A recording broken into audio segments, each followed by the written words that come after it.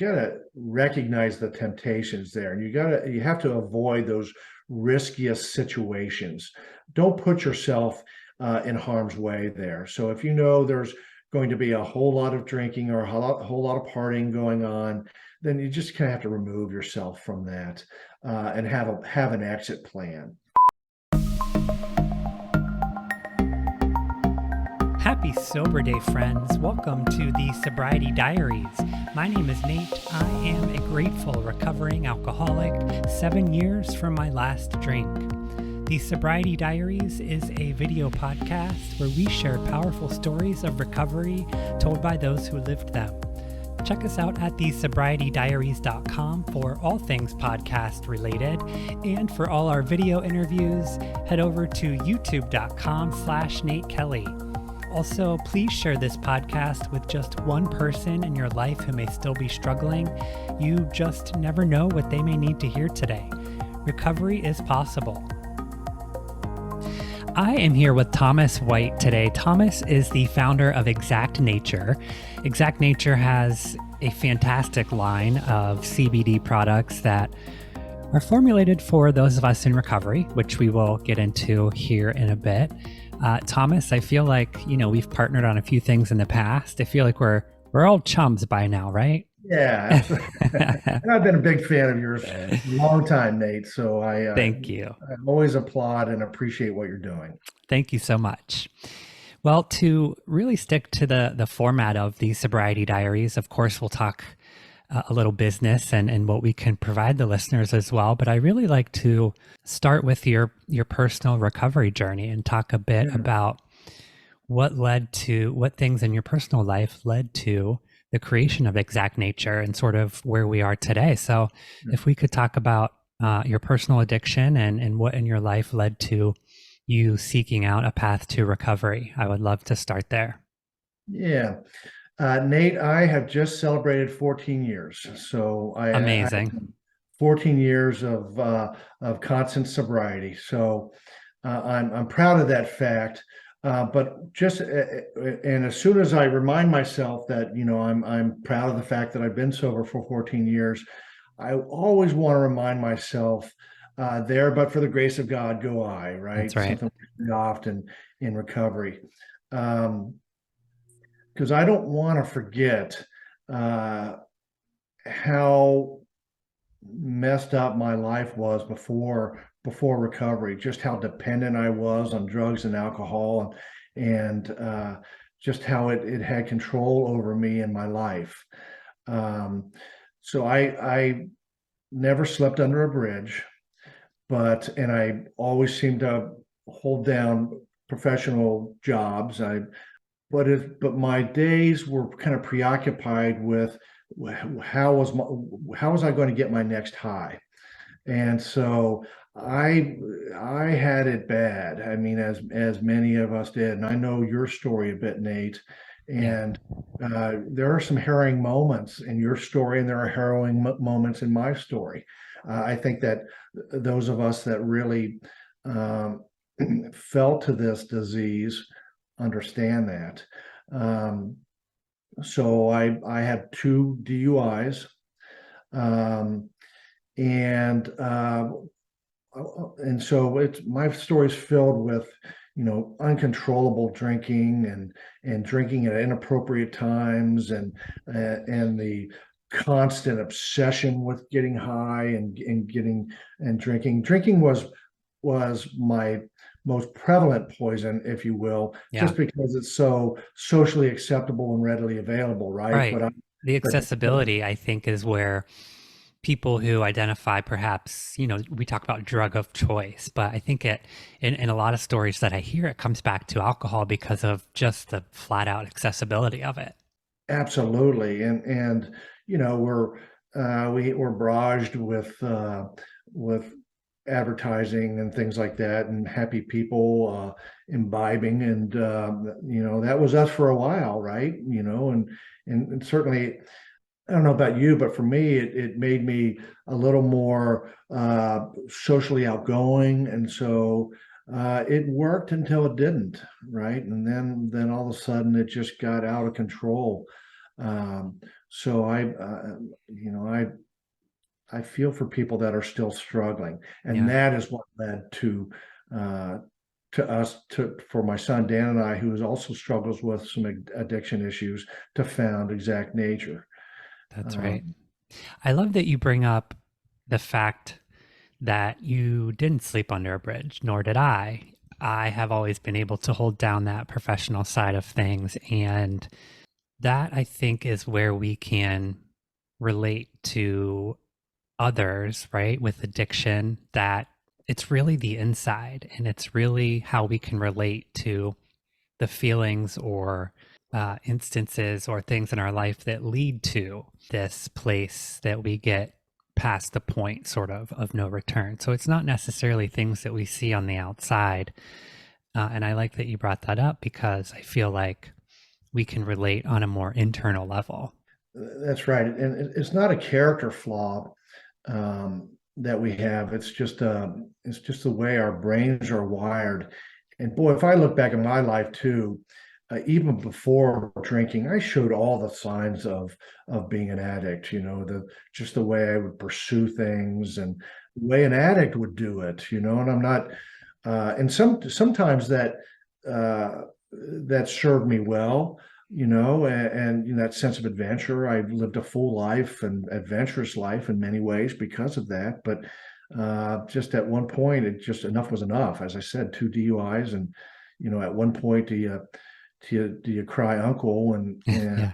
uh, and seek help? And one thing I will say too is, so I went to a rehab center, a very good rehab center in West Palm Beach, and that I mentioned that because that area is filled with a bunch of very good rehab centers and a very strong um, AA and recovery community, which I learned when I was in recovery there, but it's a place that I visited relatives in on an ongoing basis. So I went back to the same AA meeting areas that I went to during rehab, and went back to that and just found the community there to be terrific. But one thing I will say is that I went to rehab, and then in that next year, I relapsed.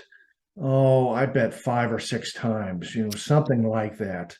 And my wife was concerned, understandably, that you know, you just went to rehab and you're still demonstrating these addictive tendencies and behavior and so forth. But what I'd said to her, and for the first time it was probably true, is that I was learning to put together a few days and then a few weeks and eventually a few months at a time. I was learning how to live sober. And I used to the thing that any of us going into that think, you know, we have this soundtrack in our mind thinking, you mean I can never drink again? Right. And at some point, my thinking changed from, you mean I can never drink again, to where I'm at now, which is, you mean I never have to drink again? Ugh, And I was comforted by that. I'm comforted by sobriety now because it's a safe place. The other place was not safe. that's so true. And I remember when that shift happened for me as Yeah. well. And Yeah. a lot of it, we hear in recovery talk as well as one day at a time. And it was sort of this cliche thing that I heard in the Yeah. rooms to begin with. But when you really embrace it and understand what it means, and I think that when I did that is when that shift happened for me. And it is such a comforting place to be. I couldn't agree with you Yeah. more. I love that Yeah. you brought that up. Yeah. So you mentioned Dan and your son and co-founder, and we talked a little offline about this, the addictive trait, or whether it was his growing up or what it may be, or we may not know what it may be. But how Yeah. has that sort of in both of your lives brought you closer, or set you on this path together with Exact Nature? I guess how it's affected positively or negatively your relationship with Dan.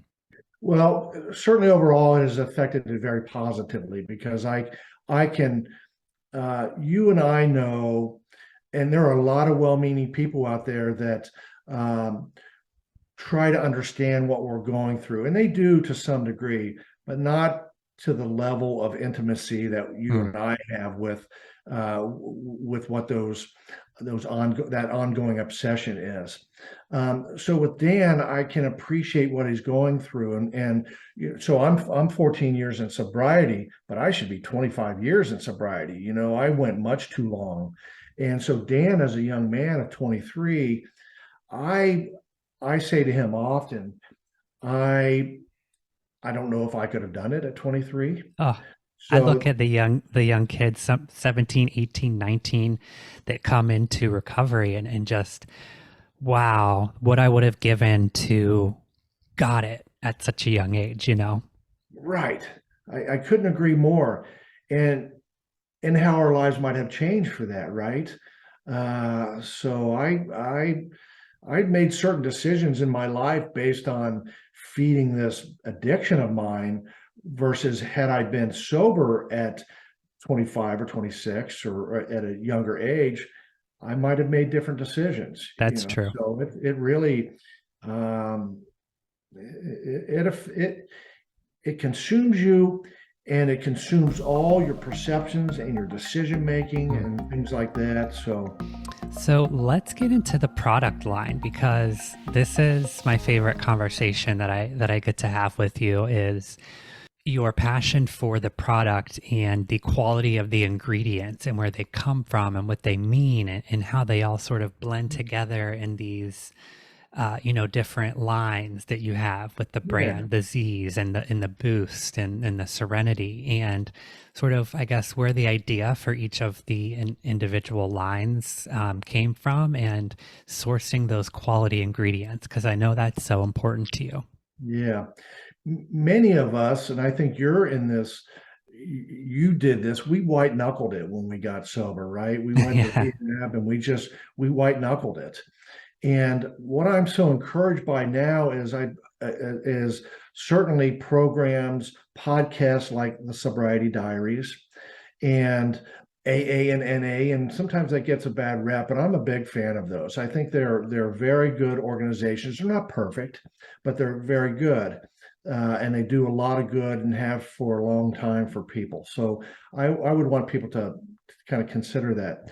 agreed. But along with that, if you're not white knuckling it, if you can take something that is going to make you feel better, then it helps you. Then it kind of opens you up and allows you to heal, and that's what I think CBD has done for many people. It helps me every day. I don't fight the daily urges and the daily addictive cravings, but I do suffer from depression, and because when my active addiction moved out, my Ooh, depression moved in a big way, same, right? same. Right, and it's not uncommon.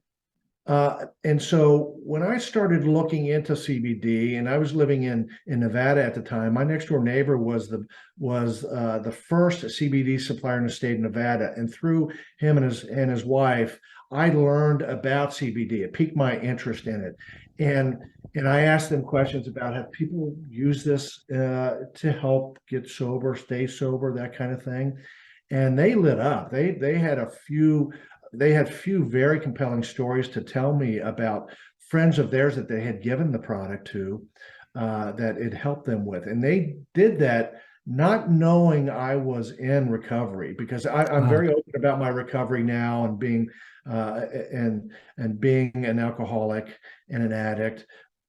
But it wasn't always the case. A lot of times I just not something I shared readily with people. Um, so through them, they piqued my interest. I did tons of research, spoke to Dan, spoke to formulators, and so on. So we came up with a product line um, that addresses some of the issues that we face in sobriety. And I always say that CBD helps stabilize important bodily functions, from mood to sleep to curbing addictive cravings. So if we can get those things under control, or help get those things under control, then everything else becomes easier. So we developed a few lines. One is detox, and that is the one that is aimed at helping to curb addictive cravings. And all of these take CBD. CBD is the workhorse in these products, no question about it. Right. But we surrounded those products with other ingredients that could help with those issues. So in the case of of detox and curbing addictive cravings, we use something called kudzu. And kudzu, some people know it as that unsightly vine that hangs from trees in the American South. And but the Chinese have used kudzu since 600 AD for exactly this reason, to curb addictive cravings. So that's what we put in detox. And Serenity, the same kind of thing. We use ashwagandha and we use essential oil. So each of these products is formulated to help with those particular issues: curbing addictive cravings, mood and focus, and then as you speak too often, the Z's and how it helps with how it helps people get better sleep. And the Boost, was you mentioned, is a coffee additive that we have. That's a tasteless coffee additive. It's just a good way to get CBD in your body, and that's what we want. We want you to get CBD in your body. These products can be taken with one another. So more is better, within reason, of course, With everything. studies and with everything, but studies have shown, it can be helpful to even go up to 800 to 1,000 milligrams of CBD a day. What we do, most of our products, we put you, if you take it as we suggest, then it puts you in about the 100 to 200 milligrams a day. But it's a good amount to get in your system, and again to help stabilize some of those bodily functions. So that's why we're in this. We're not in it to help with your tennis elbow or with to give to your favorite pet. I think it can help in those reasons. I'm not Sure. poo-pooing it for those Yeah. reasons, but that's not our audience. Our interest and the dialogue and conversations we get in with every day with our customers is about addiction and how it can help, and can help with that. Sales in all states, and we've had very good success from coast to coast. And we've only had 2 people take advantage of our money back guarantee. And I'm not suggesting that everybody that takes our products are all of a sudden cured of their addiction. I'm not suggesting that in any way. But what I am fairly confident in saying is that everybody that takes our products receives a benefit. They feel better. Their general wellness improves. Those kinds of things. So back to once you're feeling better, then you can begin to heal.